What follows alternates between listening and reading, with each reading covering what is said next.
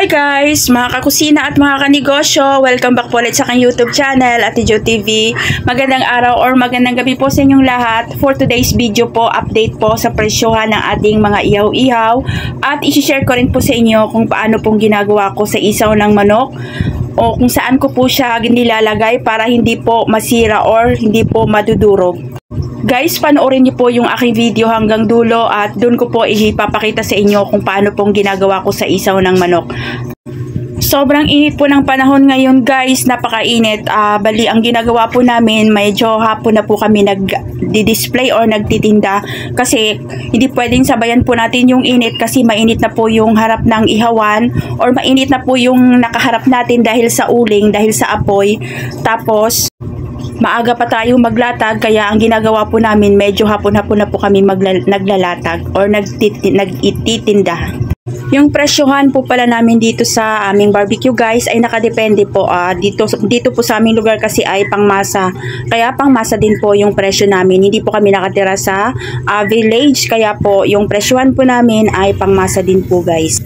Kahit papano po ay or kumikita pa rin naman po kami. Mga kanegosyo, sa nakikita nyo po, kanya-kanya po kami toka dyan.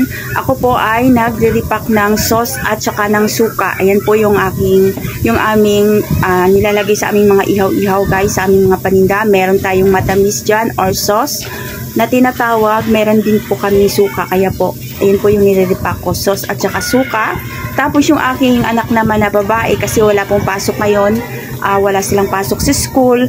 Yun po talaga yung araw-araw na ginagawa ng aking mga anak pag walang pasok. Talagang tumutulong po talaga sila sa amin. Siya po yung nagtitinda or nagbibigay sa aming mga customer at saka nagsusukli.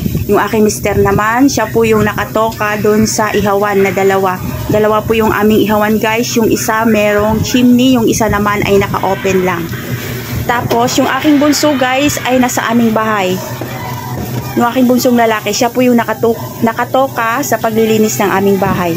Yan guys, ano po talaga kami na may kanya-kanya kaming toka sa aming mga ginagawa. Ako po habang nagba-vlog, ayan, nagre-repack ako ng mga suka. Katatapos ko lang po niyan, nagtutuhog ng mga ihaw-ihaw.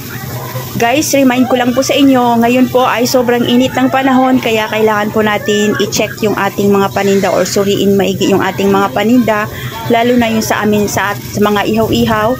Kailangan ilagay natin siya sa rep, lalo na pag hindi pa natin siya iihawin kasi mabilis masira or mapanis ngayon ang mga pagkain dahil sa init ng panahon. Kaya kailangan natin bantayan yung ating mga paninda para hindi tayo masira sa ating mga customer. Yan guys, tapos yung mga hindi pa namin ititinda, nagdi-display lang po kami sa estante ng konti. Tapos yung iba po ay nilalagay namin sa freezer or sa rep para hindi po masira yung ating mga paninda.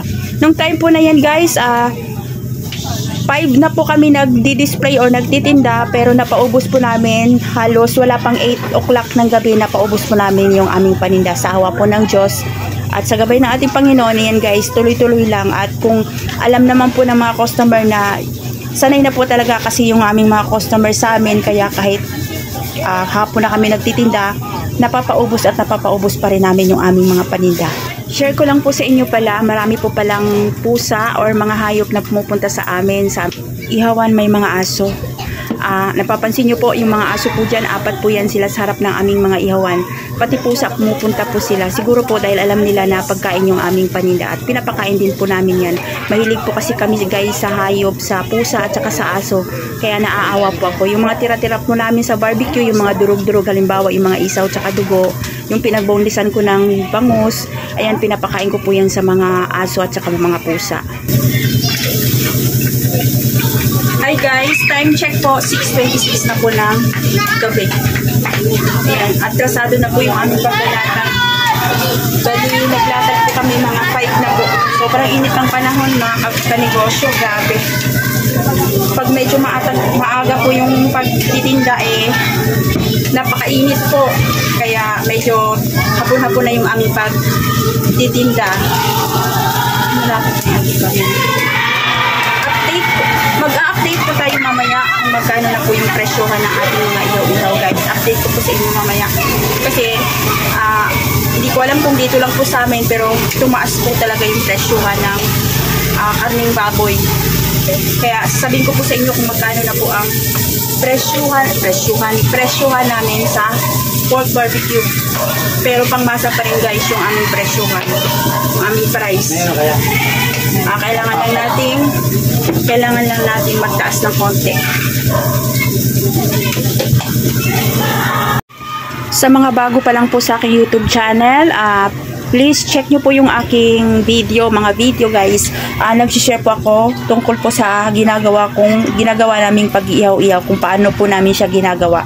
Check nyo po yung aking mga videos.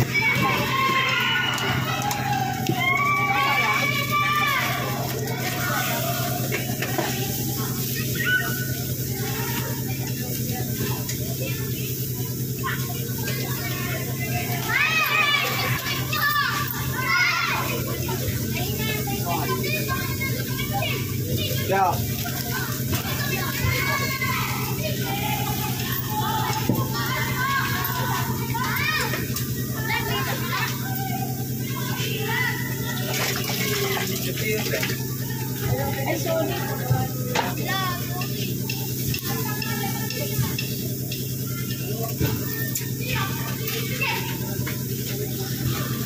Ito ba yung ano?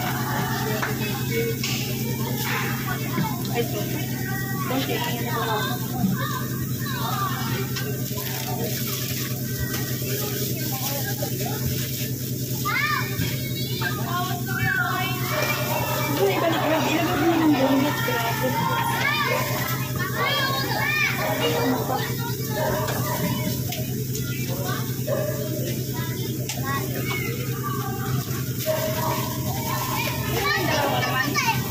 Kaya si Josie.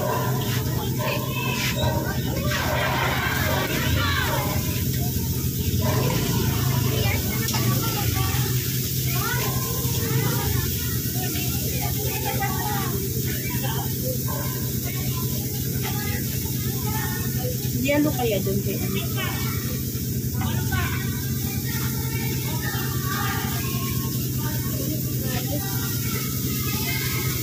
Pero kung mainitan niya ako, nasama. Hindi kagyaw-yaw. Grabe kasi lahat naman tayo dito na initan, walang excel. Video ka lang ganyan. Hi guys, mga kanegosyo, mga kakusina, bali update po sa ating ihaw-ihaw. Welcome back po pala sa aking YouTube channel. Kumusta po kayong lahat? Pasensya na po at hindi po ako lagi nakapag-upload. Update po sa presyohan po ng ating mga ihaw-ihaw guys. Ito po yung aming pisngi or tenga. Tumaas na po ang presyohan ngayon ng baboy guys, kaya itong tenga namin ganun pa rin. Pero dumidiskarte lang tayo. Hindi kami bumili ng tenga kasi medyo mataas po. Ang pinili po namin is yung pisngi ng baboy. Yung kadikit lang din po yun ng tenga. Bali, ang bentahan po namin ito guys ay 16 pesos. Dati pong 16 pesos po talaga ito.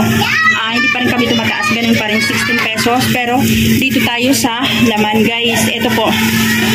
Ang presyohan po kasi ng laman ngayon dito sa amin ay 320 or 310 ang kilo. So bali, ang bentahan po namin dati ay 18 pesos. Ngayon po ay umangat po kami or tumaas po kami ng 2 pesos. Kasi kailangan po talaga guys. At naiintindihan naman po ng ating mga customer. Ganito po kalaki guys yung aming 20 pesos. So, ayan po, ganyan po siya kalaki. Kita niyo po ba? Ayan po, 20 pesos. Ayan, mapaubos na po namin yung aming paninda. Halos hindi ko na po siya maipapakita sa inyo. Dapat po ipakita ko sa inyo lahat kung ano kalaki yung aming presyo ng aming mga ihaw. Ayan siya guys, yung aming 20 pesos. Sa laman lang po kami nagtaas, 20 pesos. Ayan lang po guys. At dito naman po, ayan, wala na halos kami natitira. Time check po pala ay ang oras na. Matikid daw 10.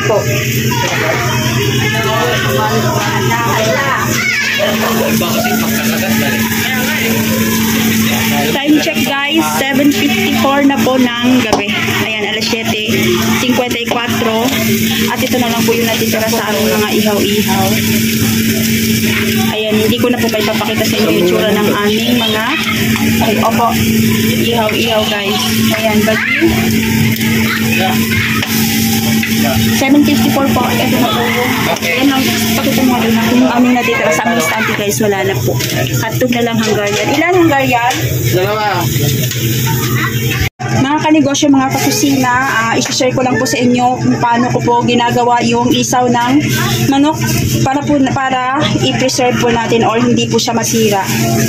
Guys, ito po, pinakita ko po sa inyo kanina katatapos lang po namin mag-ihaw. Bali, ang binili ko pong isaw ay sobra-sobra po. Ayan. Bali, ito po yung ginagawa ko. Ito pong isaw na ito ay para po siya bukas. Ganyan po yung aking ginagawa. Sa isang plastic. Yan, meron na tayo dito nakalagay na sa malaking plastic. Ganito po yung aking ginagawa, guys. Ito po ay 4 na kilo. Pagsama-samahin po natin siya sa isang plastic. Tapos,